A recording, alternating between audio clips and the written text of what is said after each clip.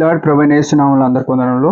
ఇది ನಮ್ಮ దేవుని వాక్యంలో నుంచి అపోస్తల కార్యములు 1వ అధ్యాయము 7వ వచనం.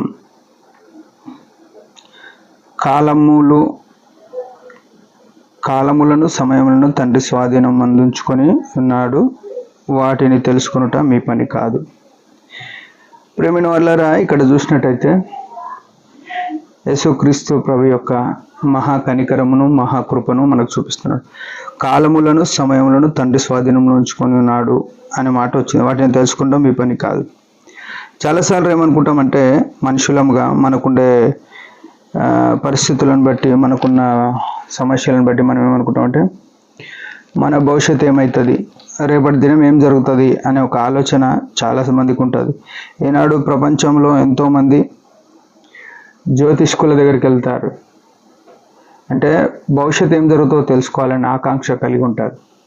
కానీ ప్రభు మాట ఏంటంటే, కాలములు తండ్రి స్వాధీనంలో ఉంచుకొని ఉన్నాడు అని చెప్పినాక ఇంకే ఒక్కరి స్వాధీనంలో కాలం ఉండదు. ఏ ఒక్కరు ఆ కాలంను ఆపలేరు. అది గుర్తుపెట్టుకోవాలి మన జీవితంలో. ఈయన ఈ కాలమును స్వాధీనపరుచుకుని ఉన్నాడు కాబట్టి మనుషులు భూమి మీద ఈనాడు ఎంతమంది అని ఉండని, ఎవరైనా కానీ వర్షం వస్తే పరిగెత్తాల, ఎండ కొడితే దాని నుంచి తప్పించుకొని చూస్తాడు, చలి వస్తే దాన్ని అనుభవిస్తుంటాడు, దాని నుంచి తప్పించుకోవాలనుకుంటాడు. లేకుంటే ఆ రాత్రి అయితే నిద్రపోతున్నాడు, ఉదయం అయితే లేస్తున్నాడు. అంతే తప్ప మనిషి చేయగలిగింది ఏముంది కాలంలో గురించి? అంటే ఈ మాటలన్నీ ఏం చూపిస్తున్నాయంటే, మనిషి నిమిత్త మాత్రుడు. అంటే దేవుడు ఏది అనుమతిస్తే మనిషి జీవితంలో దాన్ని అనుభవించాలి. ఈ బలహీనుడు, అంటే ఎలాంటి శక్తి లేని నిస్సహాయ మనుషుడు ఏమైనాడంటే, సాతాను చేతిలో పడుండుట చూసి, పాపంలో పడుండుట చూసి, తండ్రి అయిన దేవుడు ఆ మహిమను వదులుకొని కుమారుడిగా ఈ లోకానికి దిగి వచ్చినాడు. సశరీరుగా ప్రత్యక్షమై కల్వరిశిలలో ప్రాణం పెట్టి సర్వ మానవాళిని ఉద్ధరించడానికి, ఆ పాపం నుంచి విడిపించడానికి తన స్వాధీనంలోకి తీసుకొచ్చుకున్నాడు. అయితే ఈ సమయాన్ని బట్టి, ఈ కాలాన్ని బట్టి, వీటన్ని ఆయన ఇచ్చిన రక్షణను బట్టి మనం ఏం చేసేవారమై ఉండాలి?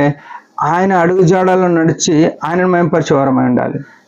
ఈ విషయంలో మనం చాలాసార్లు తక్కువ ఏం చేస్తుంటాం అంటే, రేపు ఏమైతే తెలుసుకుందాం అనుకుంటాం.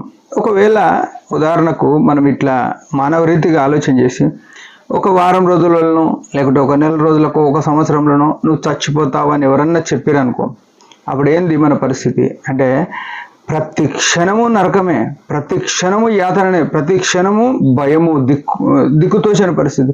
ఏమనంటే, నేను ఇక చనిపోతున్నా అనే ఒక ఆందోళన మనిషి యాతన పడతాడనే ఉద్దేశంతో దేవుడు ఏ మనిషికి ఆ కాలం విషయం తెలియనేలేడు. మనం అనుకుంటాం అది తెలిస్తే బాగుండు అనుకుంటాం, కానీ దేవుడికి మనుషుల పట్ల ఉన్న కనికరము, ప్రేమ, వాత్సల్యత ఎంతో ఉన్నతమైంది. అందుకే ఏ ఒక్కరికి తెలియకుండా ఉండాలని చూసి దాని నుంచి తప్పించినాడు దేవుడు.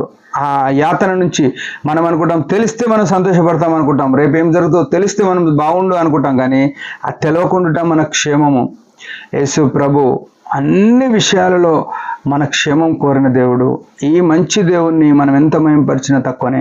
అన్ని విషయాల్లో కాలం సంపూర్ణమైనప్పుడు కుమారుని పంపినాడు. యేసుక్రీస్తుని లోకానికి పంపడం ద్వారా, ఆయన మరణ పునరుత్థానం ద్వారా మనం ఈనాడు పరలోక పట్టణ పౌరులము, వారసులము అయినాము. యేసుక్రీస్తుతో ప్రభుతో కలిసి మనం ఏలేవారంగా ఉన్నాం. ఇదంతా అద్భుతమైన సంగతి. ఈ ఉదయకాలం ఈ తలంపులు మనసులో పెట్టుకొని, కాలము ఆయన స్వాధీనంలో పెట్టుకున్న ఆ దేవుణ్ణి మనం నిరంతరం ఆరాధించబద్దులమైనాం. ఏ బతికిన కాలమంతా ఆయన మహిమ కొరకు, ఆయన కాలం మనకిచ్చినాడు కాబట్టి, లేకుంటే మనం బతకం. ఆయన మన దినములను లెక్కించుకుంటున్నాడు. ఈ గొప్ప అనుభవము మనం మనసులో పెట్టుకొని ఆయన ఆరాధన చేద్దాం. దేవుడి మాటలు దీవించిన యొక్క చిన్న ప్రార్థన. పరమ తండ్రి, ఘనమైన దేవ, యేసు ప్రభు అతి శ్రేష్టమైన నామమును బట్టి వందనాలు.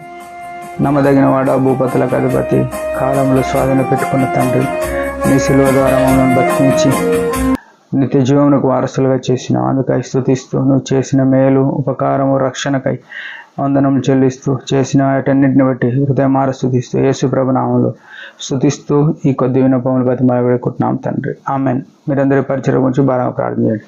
Praise the lord.